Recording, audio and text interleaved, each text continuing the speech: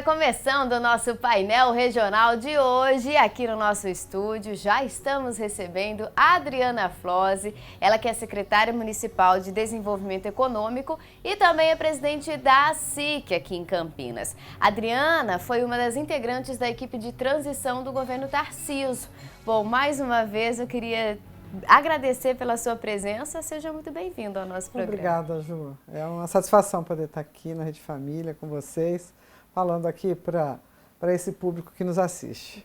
Bom, hoje a gente vai tentar esclarecer algumas dúvidas aí que pairam, né, durante esse início de ano, nada tranquilo, né, que nós estamos vivendo aí tantos acontecimentos, mas a gente precisa saber como é que fica principalmente a economia. Mas antes da gente entrar nesse assunto, eu queria que você falasse um pouquinho pra gente como é que foi participar da equipe de transição.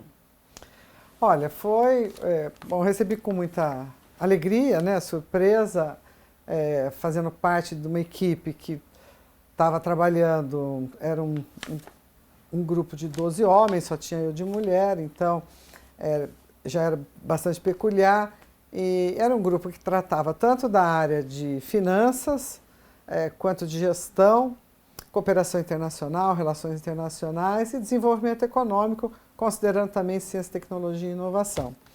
Então, o trabalho era a gente fazer um diagnóstico dessas secretarias, né, que envolviam aí esses temas e depois produzir um relatório para entregar para o nosso governador, Tarcísio. Então, foi o que nós fizemos, o relatório a gente acabou entregando na última semana antes do Natal, né, bastante sucinto, com algumas sugestões.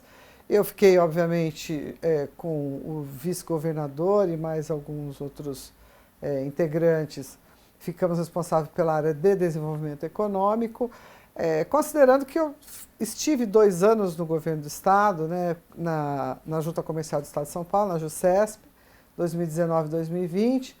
Então, eu tinha uma proximidade muito grande, à época com a secretária Patrícia Ellen e com todos os temas da Secretaria de Desenvolvimento Econômico, e depois vim para Campinas, obviamente, como secretário da mesma pasta, a gente trata esses assuntos aí e sabe das políticas que estão aí encaixadas em cada um deles. Então, a gente fez um diagnóstico mostrando, apontando algumas direções, né, como a área de cursos técnicos, do Centro Paula Souza, que tem as FATECs, as ETECs, também visitamos todas as universidades, né, os centros de pesquisa, de tecnologia, o IPT, o IPEM.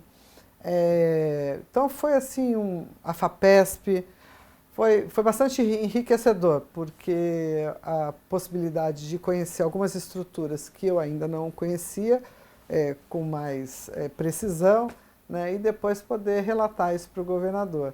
Então, acho que para todos que participaram, verdadeiramente, foi muito bom também para a gente se conhecer, né, e poder, assim, contribuir aí com esse início dessa nova gestão que a gente tem tanta expectativa, né, nesse novo governador. É uma mudança bastante grande para o estado de São Paulo, né, uma virada de chave aí depois de 28 anos do mesmo partido.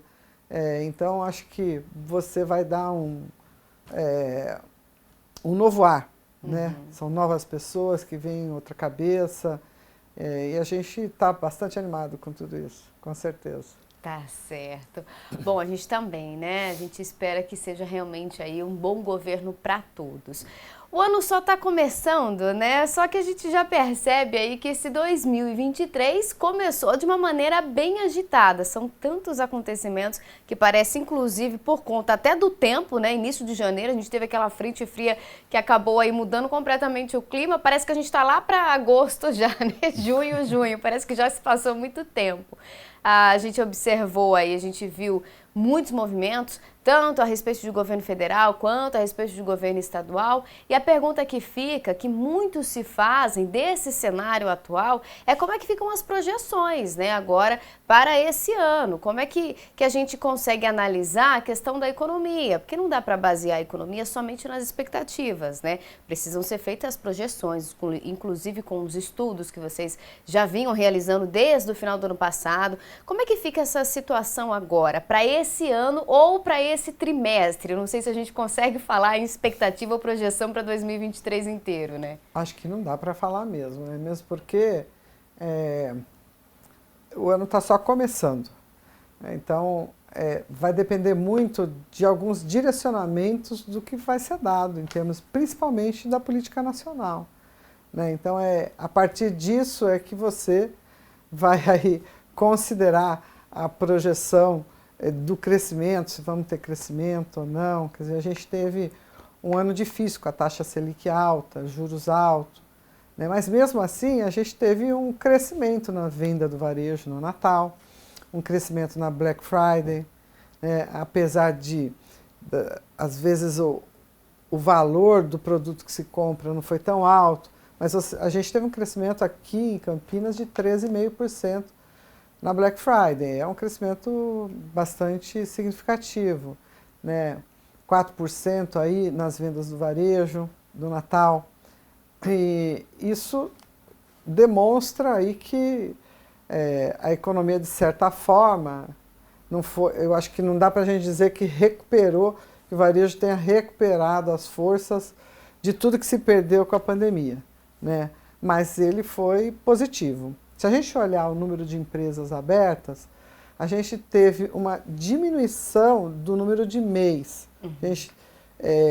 Uma diminuição bastante pequena, mas em relação a 2021, o número de MEIs que abriu em 2022 foi um pouquinho menor, coisa de 5%, na cidade de Campinas, né? E agora o número de empresas de outros tipos jurídicos foi um pouco maior, de 6 mil e poucas empresas para 8.400.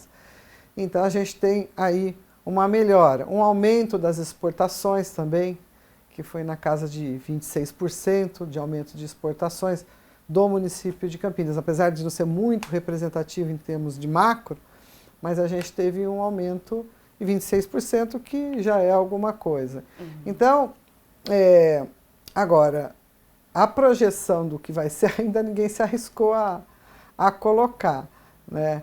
Mas o empresário é sempre um cara otimista, senão ele também não estava investindo, não estava dando emprego, né? E eu acho que isso é uma coisa que continua sendo importante aqui no Brasil, porque, por fim, mesmo na indústria, 94% da indústria é indústria de pequeno porte, que dá o volume de emprego, né, na indústria, tanto no varejo também, prestação de serviço. Então, nós estamos na expectativa que a gente sempre acha que melhora, né? Se você olhar no índice da FGV, o índice da expectativa, né, tanto do consumidor quanto do empresário, o do empresário ainda é até maior, 87% acha que vai melhorar, né? E o consumidor também.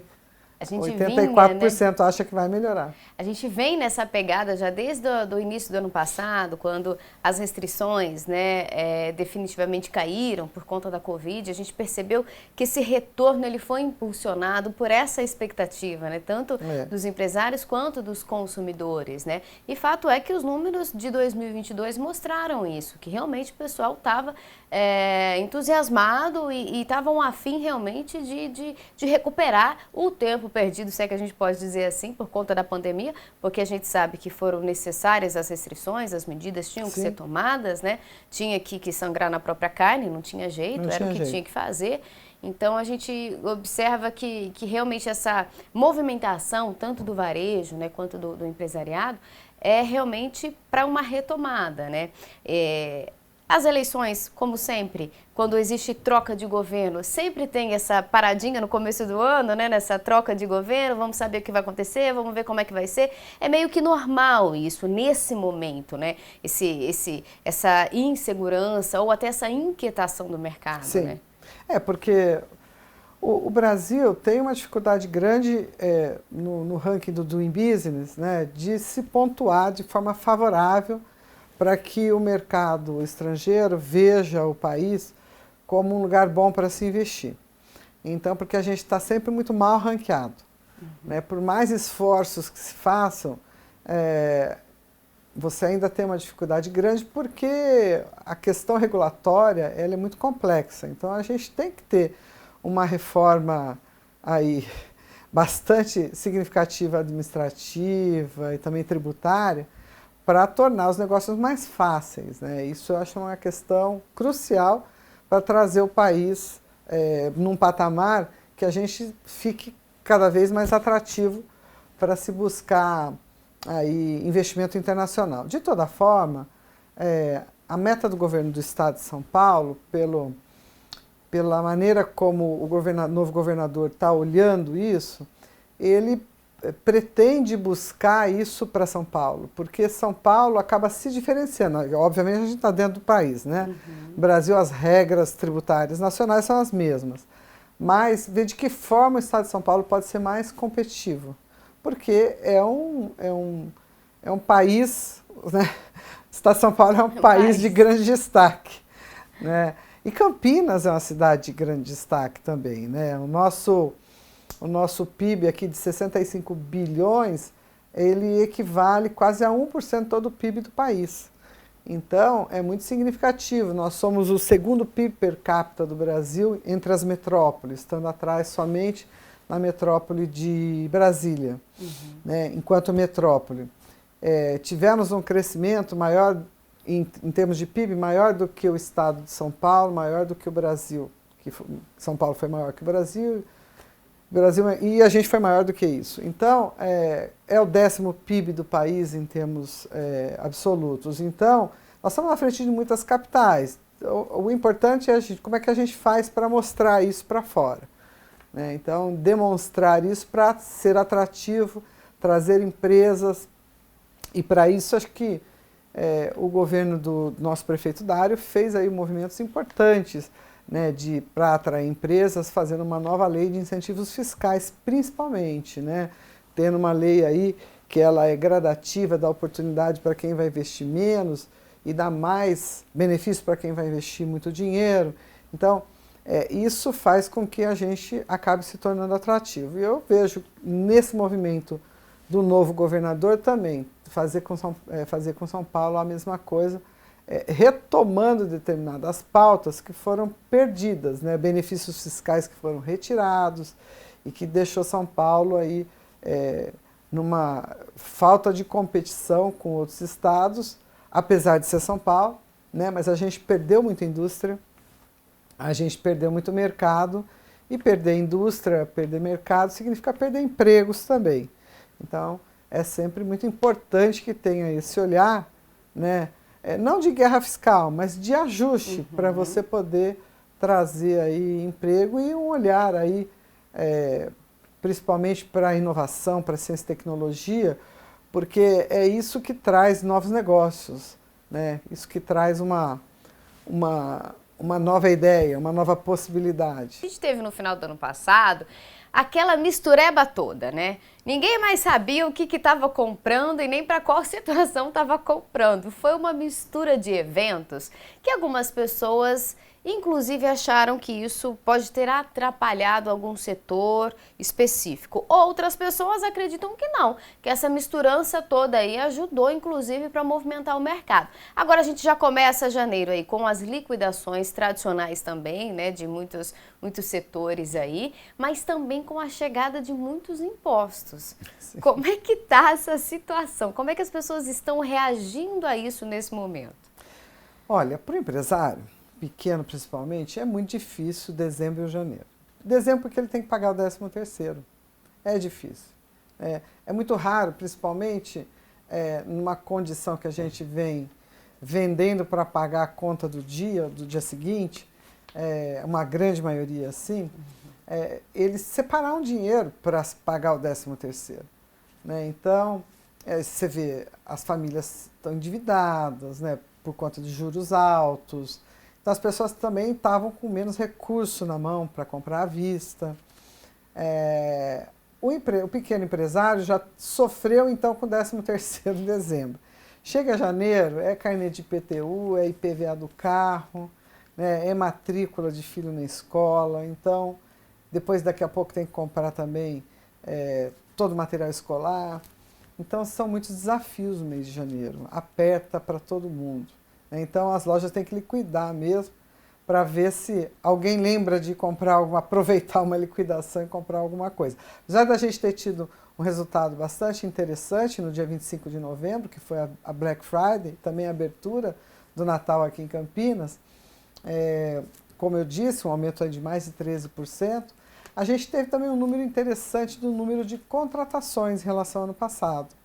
Foi 7,6% a mais do que a gente contratou no ano passado. Então, isso mostra que tinha uma expectativa de venda maior. E vendemos, de fato, 4,1% a mais do que o ano passado. O valor do presente acima de R$300, também um pouquinho mais alto que o ano passado, 2,5% a mais que o ano passado. Esses números refletem uma pequena melhora, mas é uma melhora. Né? E agora, as dificuldades do início do ano, elas sempre são. Então, daí todo mundo faz a opção por parcelar o IPVA, parcelar o IPTU, então faz parte dos negócios. Agora, no final do ano, foi realmente uma confusão. Né? Você teve nas eleições, metade das pessoas ficaram felizes, metade tristes, porque feliz quem ganhou, triste quem perdeu. Mas, enfim, a gente agora tem um novo governo eleito no estado, nos estados, né? E também a nível federal, e esperar o direcionamento, principalmente da economia.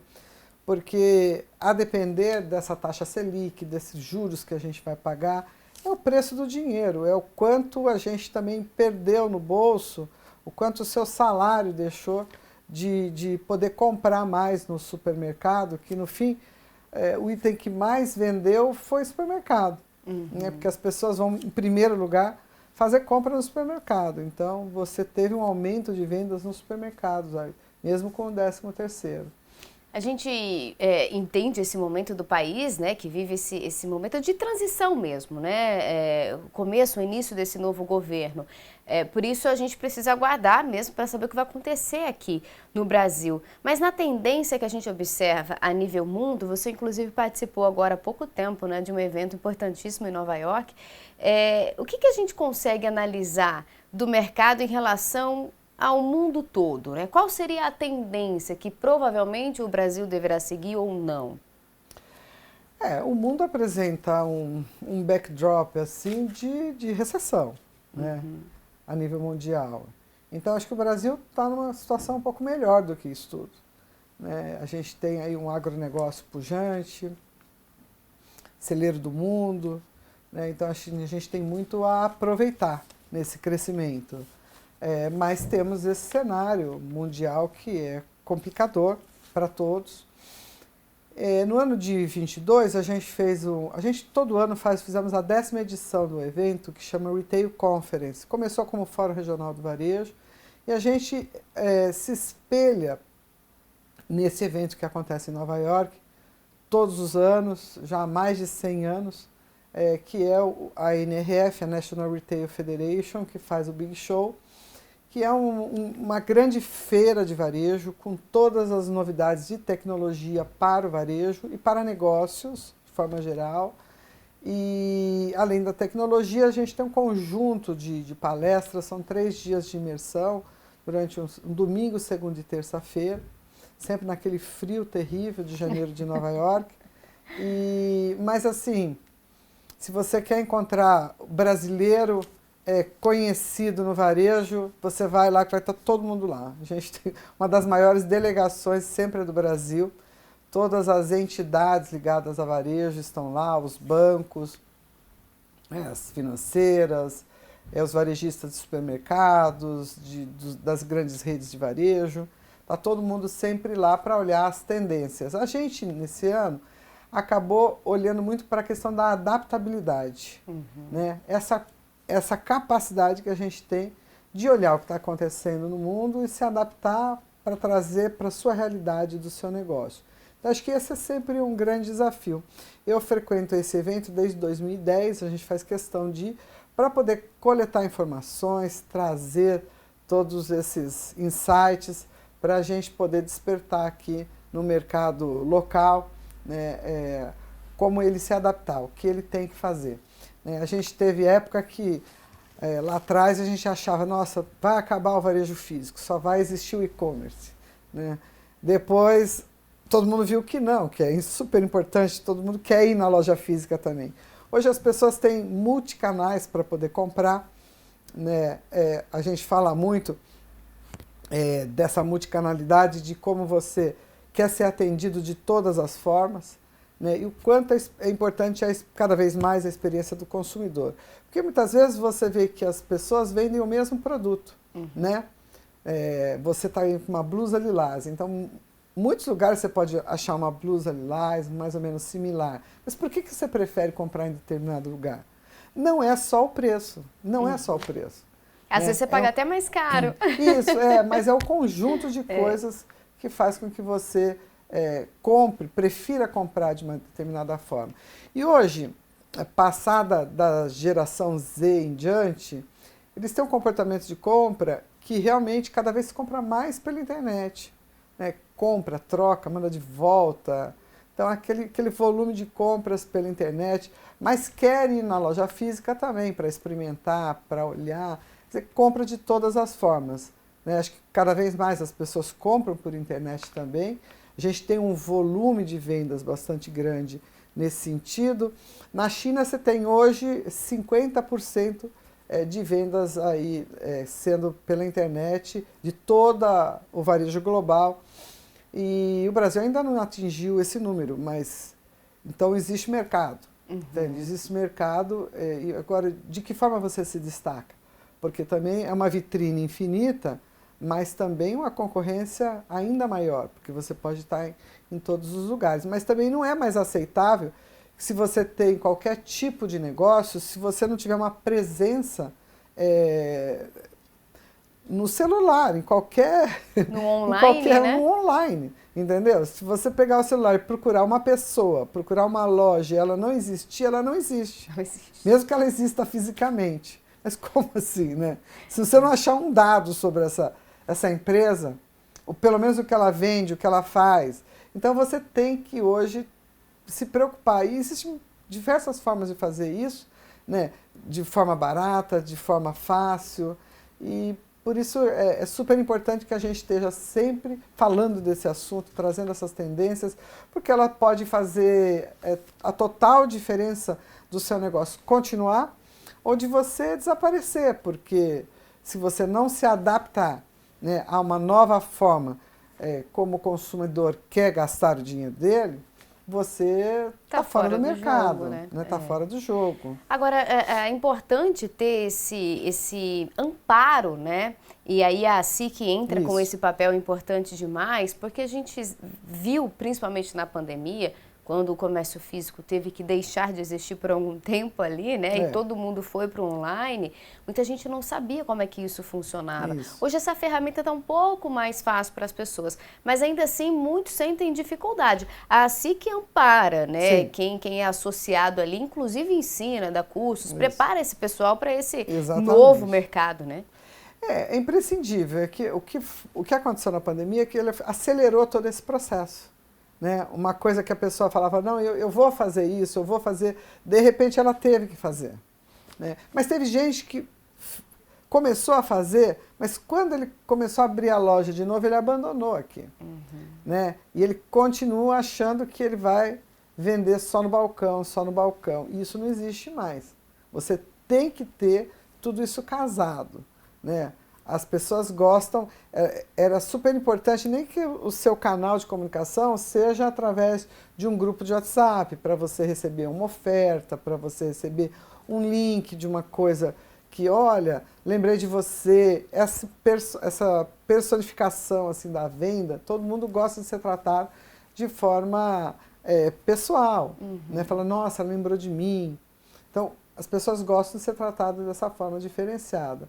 Então, eu acho que existem hoje muitas estratégias de como você ganhar o consumidor. A estratégia online, obviamente, é aquela velha estratégia também de você gostar de passar na padaria, a pessoa saber até quantos pãezinhos você vai levar. Vai levar 6 pães hoje, entendeu? E fala o seu nome, Juliana. Então, assim, todas essas coisas fazem diferença no online, fazem diferença no trato do dia a dia também. E é por isso que as pessoas optam muitas vezes por comprar a mesma mercadoria por que que essa loja vende tanto e aquela outra que vende a mesma coisa e não vende? Não tem ninguém.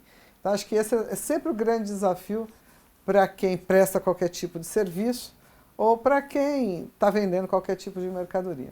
Então você aí que trabalha na área do varejo, né, aqui em Campinas, não é associado ainda à SIC, procura lá nos canais da SIC de comunicação, faz parte aí desse time todo, porque assim como no comércio, na vida, sozinho, a gente vai patinar muito, né? E quando a gente está num conjunto legal ali, acaba ficando aí bem mais fácil, mais leve, ninguém sabe tudo.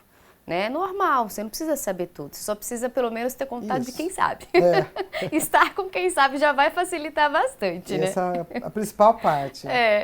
Bom, nosso tempo está acabando, mas antes eu queria que você deixasse aí um recado para todos, né, que estão nos acompanhando, até que estão meio receosos aí com tudo que está acontecendo, para as expectativas mesmo, né, agora para 2023, né? O pessoal de casa às vezes está meio sem saber o que faz, compro, não compro, guardo, não guardo. O que é o melhor o pessoal fazer agora? Claro que tem que ser tudo com consciência, né? Olha, é aquilo que eu digo sempre, né? O empresário, ele é sempre um otimista, né? Então, e a pessoa que tem o seu negócio, seja pequeno, seja grande, todos os dias vai ter um monte de conta para ele pagar, seja pessoa física, pessoa jurídica. Então, a gente tem que levantar, né, com alegria, animação, tendo certeza que vai dar certo e enfrentar o dia a dia, porque vai ter sempre alguém comprando alguma coisa. E vai ter sempre alguém que vai vender para esse alguém que vai comprar. Então, que vocês venham comprar no meu negócio, não é assim? Então, acho que você tem que estar sempre aí atento às possibilidades, porque seja na dificuldade, seja num cenário melhor ou pior, você pode ser aquele que está vendendo. Você tem que olhar sempre essas oportunidades. Aproveitar, né? Porque já diz o velho ditado que diante da maior crise que se encontra a melhor oportunidade. Então, nada de cabeça baixa não, pessoal. O ano está começando, exatamente, né? Bora colocar todas as nossas energias boas aí para esse 2023 ser bem melhor do que a gente possa imaginar. Muito obrigado pela sua participação aqui com a gente mais uma vez. Agradeço, Gil. Obrigado. Obrigada. Você aí de casa, muito obrigada pela sua companhia, pela sua audiência. A gente volta a se encontrar no próximo Painel Regional. Até lá.